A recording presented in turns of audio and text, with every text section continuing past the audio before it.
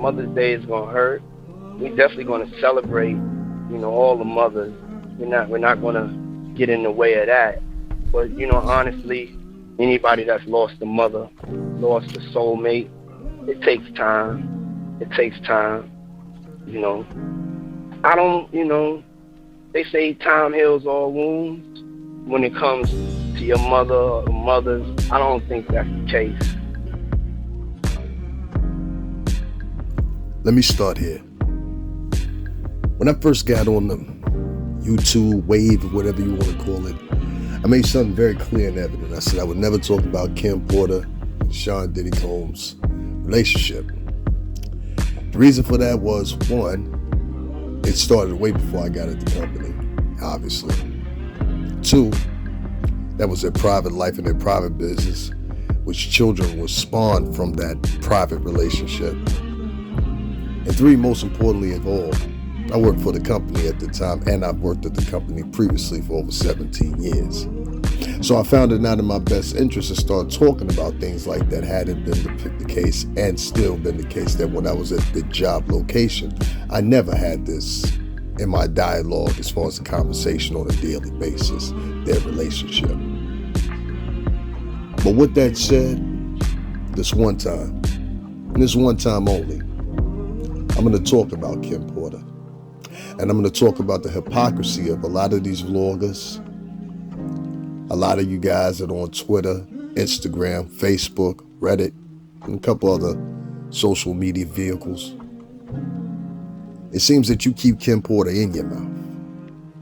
And when you talk about Kim Porter, you talk about it in the most salacious way. You talk about it in the most derived way, the most theory-based way. And you come up with your own calculations, your own theories, and whether or who was involved in her purported murder by, if you ask you guys, by the coroner's office in the LA district. She died of pneumonia, which she had been suffering from, which was not unfamiliar for people to die of this particular type of pneumonia, because higher probability it usually comes with. That was back in 2018. And hence, since 2018, every vlogger you could think of, up until recently when I went head to head with, which I will dispose that in another time, this particular person seems to make it a thing to go around and talk about people as her whole spiel, if you may say. 3 days ago marked the 4th anniversary of Kim Porter's death. And Puff, I know you tearing up inside. I know. It's genuine. And as you can see by all those pictures that keep flashing across your screen, there is not one picture with this woman where she doesn't seem happy. She doesn't seem smiling, willingly. I want to underline that, willingly smiling, as you can see right there. And he's also smiling. I know that feeling. I know that feeling. I know that look that comes on your face along with that feeling. And I felt that feeling for 7 years from him. So I know what that feeling feels like. He really loved this girl. And when I see the tirades upon tirades upon tirades upon tirades of different bloggers looking for a couple views, looking for a couple likes, keep bringing this woman's name up to get views and all that I just mentioned as such, but not having the sheer respect to come 3 days later or 3 days ago and pay homage or put up a video saying, Kim Porter, rest in peace. Yeah, you heard me correctly. Not even a Kim Porter, rest in peace. Now this is the whole entire hip-hop community that seemingly anything that Puff does, any party that he throws, any event that he throws, any new project that he throws or whatever, all these people circumnavigate around him around about that time and they make sure they're involved. And I've seen it with my own 2 eyes. I saw it for almost 2 decades. And I looked on these people's Instagrams. I looked on some of these people's Facebooks or whatever, because I have a real calculated notion of who's around him. There's certain people that have been around him for years, and there's certain people that are just Johnny-come-latelys, and then there's people that just previously come around, and then they go, and then they come around again, and then they go. This is frequent in our little small circle within the music industry. So I looked on these individuals' pages, and some of them did have their condolences, some of them did have their remembrances, some of them did put up a couple pictures, but it wasn't enough of them. It wasn't enough of them.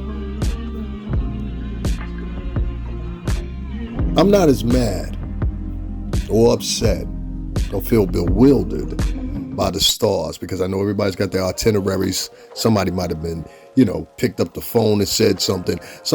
I might be wrong to a certain degree, but what I saw visually, it doesn't concur. And I don't think that what I'm saying is theory based.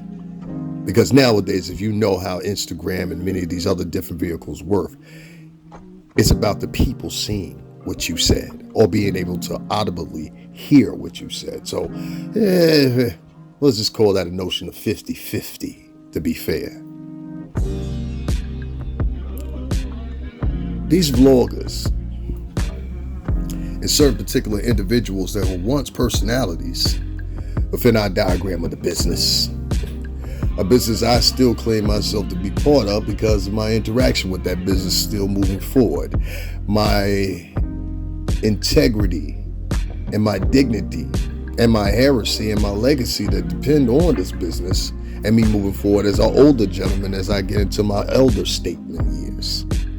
Oh, it's all dependent on these moments right here. Don't you forget about it. So I fight so hard on this YouTube thing because I did the same thing with my music. These vloggers are dangerous. You created a story around Kim Porter. You gave all kinds of speculations. You tried to say, and I'm not saying it publicly, you can't say it, that you had something to do with her death, for which we ultimately know that's not true. In the LA City Coroner's Office, as well as the LA, Jesus Christ, I can't think of the name of it right now, but both, which you can ascertain information, you can call these different venues, and if you have credentials enough, they will provide the information to, again, help you and assist you in your findings, your sought afters, and your theories. They will conclude right there with her death certificate. I've seen people get hundreds of thousands of views. I get hundreds of thousands of views. I'm talking about per video, not just multiple videos, per videos. I have many videos that have over 100,000 views. But I see these guys, they get hundreds of thousands of views and they're talking about a dead woman. They're talking about the conspiracy, the theories, the what ifs